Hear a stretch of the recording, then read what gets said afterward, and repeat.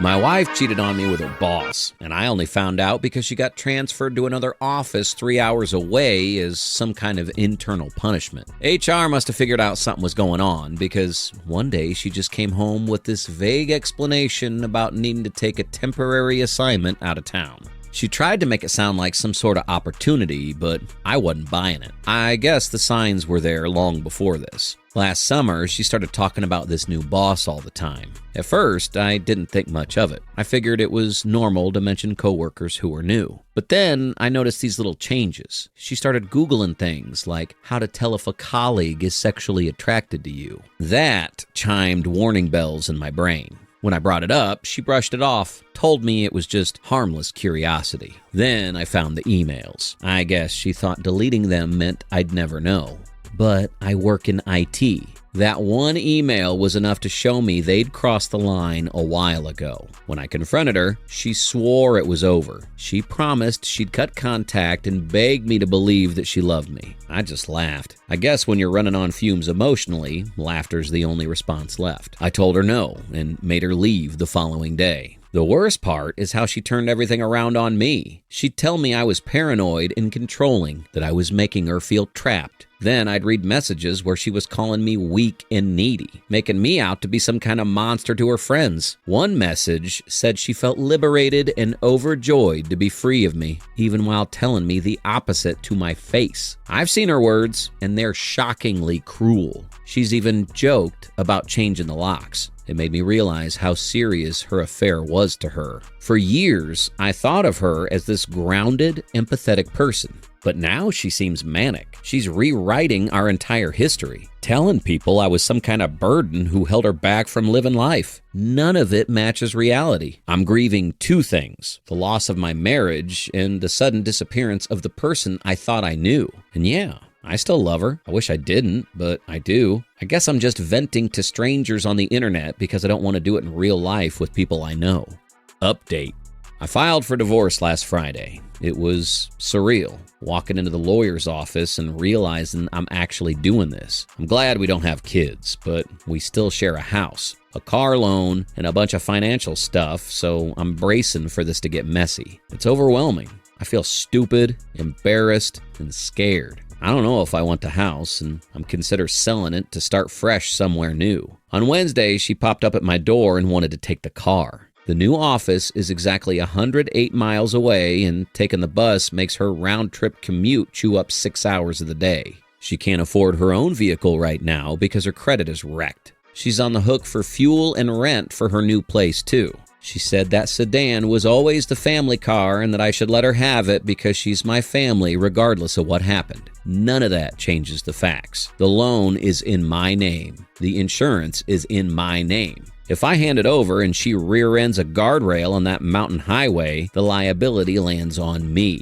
I said no. She called me heartless and stormed off. Just a few weeks ago, I found out through a mutual friend that she's been telling people she's never been happier. Apparently, I was holding her back from living authentically, and now she was liberated from me. She's stuck in that office 3 hours away, living out of some rented place, and she's starting to realize that maybe she's not as liberated as she told everyone she was. Mutual friends tell me she's been crying to them about how lonely she is, how I'm being cruel for moving on so quickly. I guess she expected me to sit here, waiting, while she figured out if her affair was worth it.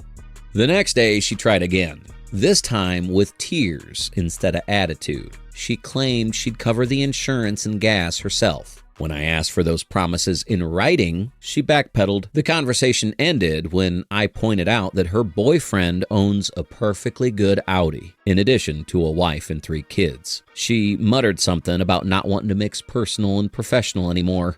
Ha ha. Well, look at that. I'm not unhappy about how everything turned out. I've still got my name, my credit, and my sanity. She gambled all 3 and lost. The car will stay with me. The house will be put to sale, and I'll walk away with my share. There's not going to be alimony since we earn pretty much the same. I'll be walking away with no strings attached.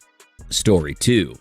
My ex is crumbling. Perhaps too soon. Not sure how to proceed. Thanks in advance if anyone bothers to reply to this. It's a long story, but I appreciate it, and I'll try to give you the main details of the story.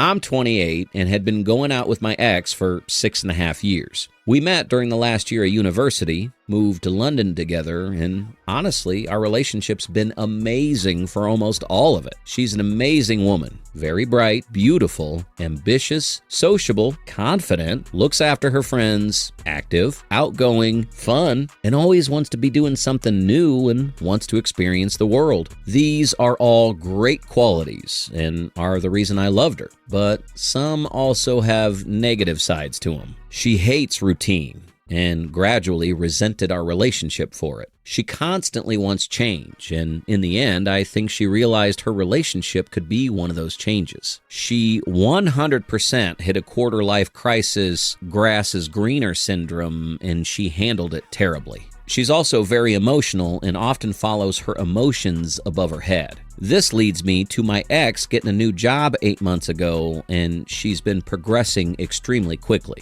It grew her ego massively. I was always there supporting her, and she lost attraction. An older guy at work made a move on her, and she cheated. Actually, she cheated 3 times, and I only found out after she said she was thinking of breaking up.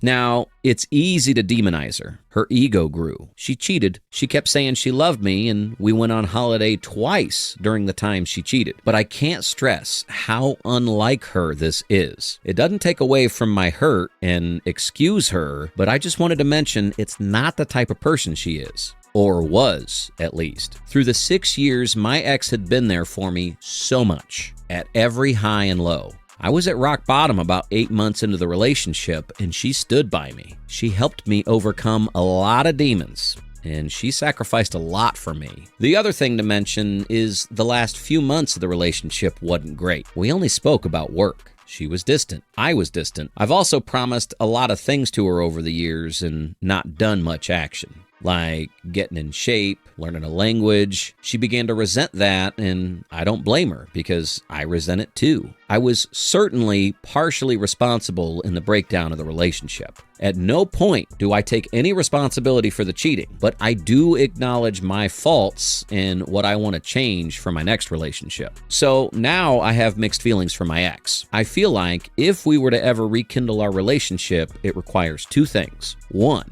for me to make improvements to myself and my life, something I'm working on and certain I can achieve. Some things will take a few months, others years. 2, she needs to grow up and figure out what she wants in life. I don't think I could ever be with her unless she fully understood what happened in her head and could assure me again that if she ended up in that place again, she would speak to me first. Either way, I've accepted that if this is the end of the relationship, I'll find someone else. Okay, so now for my actual question. I had been no contact with my ex for a week, although it's kind of been 3 weeks of no contact since we broke up, except we spoke a week ago once and I found out about the cheating. Anyway, last night she texted me. She was clear she didn't want to give mixed messages or show weakness, but she did just that. She said she was looking at our photos and even sent me a stupid one of us and that she missed me. I mentioned about picking her things up from the flat and said it would be nice to see her, but I wasn't sure if it was good for her. So here's the issue. My gut wants her back as soon as possible and to work through the issues we had. My head says we need to break up and see where our heads are at in 3 months' time. It's possible that she just misses me, and just that message that I'm okay, etc. relieved her a bit so she can move on. But it's also possible she's realizing her mistake and regretting it pretty strongly. I think I do want her back if she learns from this and grows as a person. I'm not expecting to go back straight into a relationship. I also need to learn to trust her again, but how do you think I should handle this? Thanks for any advice.